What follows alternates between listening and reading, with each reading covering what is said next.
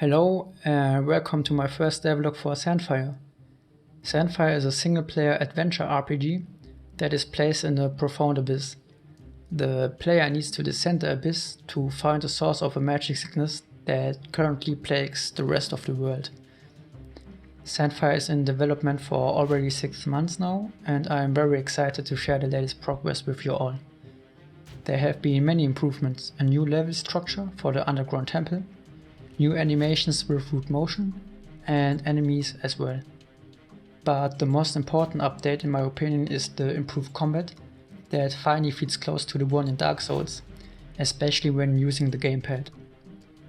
When I started to develop the combat system in October, I created these 2 animations and implemented them. I also created one separate heavy attack. Back then I didn't know of root motion, so I animated all attacks in place. I will talk about root motion later in the video, but due to this the animations fell off and they had no momentum as well. Another problem that occurred was that the follow-up attack did not work properly. This was caused by the bad coding for the combat system back then. In the end I decided to pause the combat for some weeks and focus on modeling meshes for the underground temple.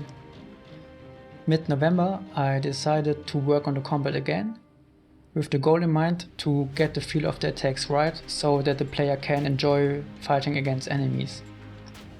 Because many mentioned that my game has some Dark Souls vibes, I did some research regarding its combat system. Since my character is using a long weapon, I thought that the weapon set of the Hunter's Axe from Bloodborne could turn out nice.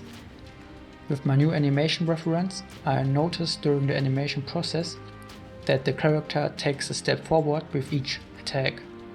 Usually I animated my character in place, but this time I didn't. As I finished my animations, I exported them with high expectations to Godot. My next step was to implement the new animations in code. Therefore, I completely scrapped my old combat system and wrote a new one in GDScript. Unfortunately, I didn't find any Godot tutorials regarding attack combos or attack chains that fit in my particular case.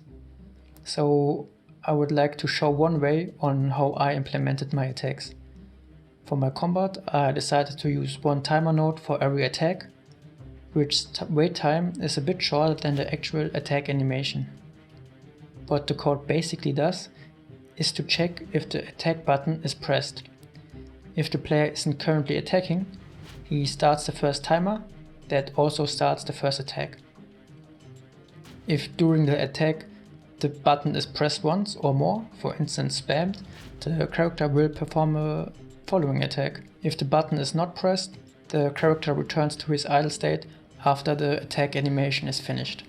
Later I added the variable disable movement, which disables the player's movement during attacks.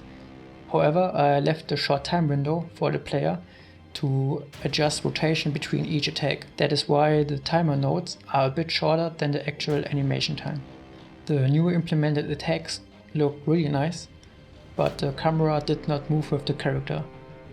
Moreover, the character moved out of his collision shape, which caused undesired problems. While searching for a solution for my problem, I read about root motion and that Godot supports it. So I tried to understand and implemented root motion for my own character. Root motion basically calculates the change of location or rotation in a certain bone and can return the translation as a, for instance, vector 3. Via script, it's possible to add this vector to the player movement later. Therefore, I reworked my animations and keyframed the forward motion in my main bone, since that is required for the use of root motion. Adding this line of code to my attack function to get the root motion displacement and assigning the main bone in the animation tree was the easy part.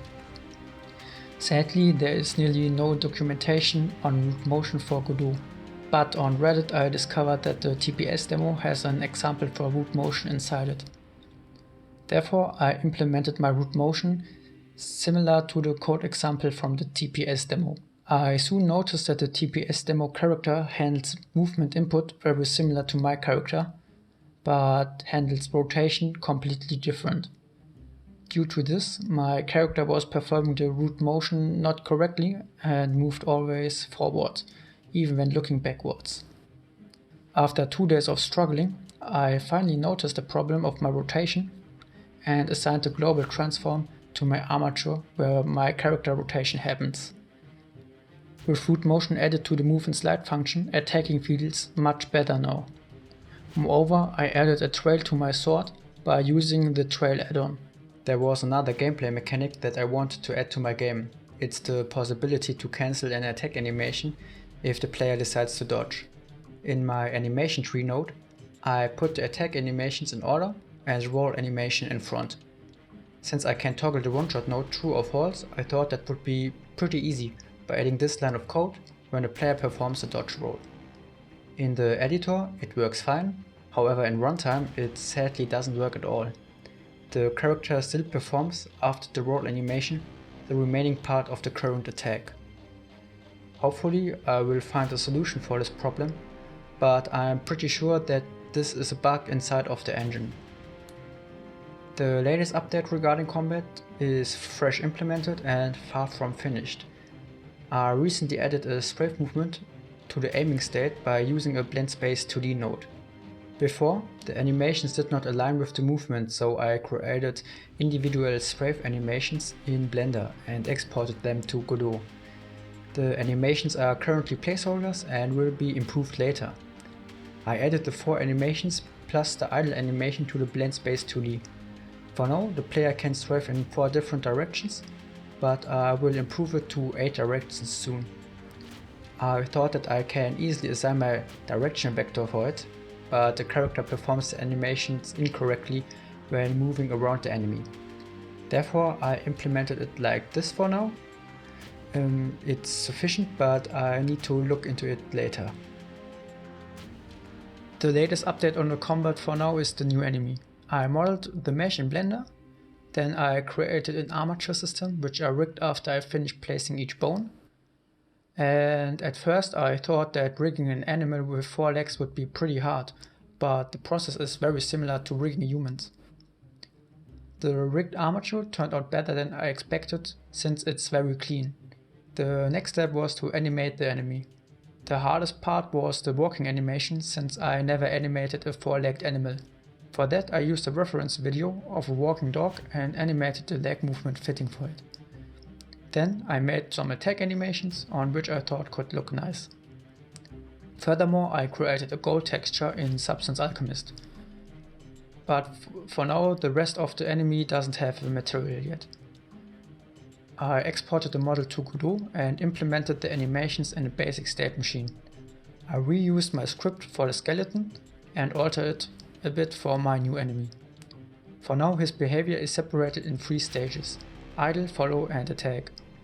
In the idle state, the enemy performs an idle animation. If he switches to the follow state, I calculate the direction vector by subtracting the position of the player with the position of the enemy. Moreover, I put the player position in the built-in function lookAt. The attacks are determined randomly at the moment. This is the current state of my combat system, and there is still a lot of work before me. Thank you very much if you watched to this point. And for the end I wanted to say some things. Firstly, my combat is Dark Souls inspired, but I currently don't plan to add backstabbing and I'm not sure about parrying as well. There are some more things that changed, but I will cover them in the next devlog. Lately development was very demanding and editing proper videos like this takes some time. I will take a short break from development and will focus more on university. Therefore I will make the next devlog in about a month. Thirdly, many ask me about sharing insights or making tutorials. I hope that this kind of new video format is helpful and meets your expectations. Because it would take too much time to explain everything in deep detail, I've shortened some things in order to keep the video as short as possible. Moreover, I will post the unlisted link on a root motion tutorial which I made, where I try to explain root motion in more detail.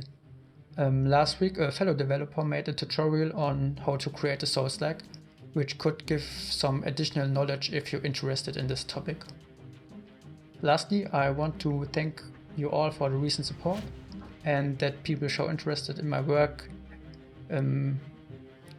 is very motivating. If you're interested in the whole progress, I made quick update videos regarding Sandfire before the devlog series. Thank you very much for watching. Until next time.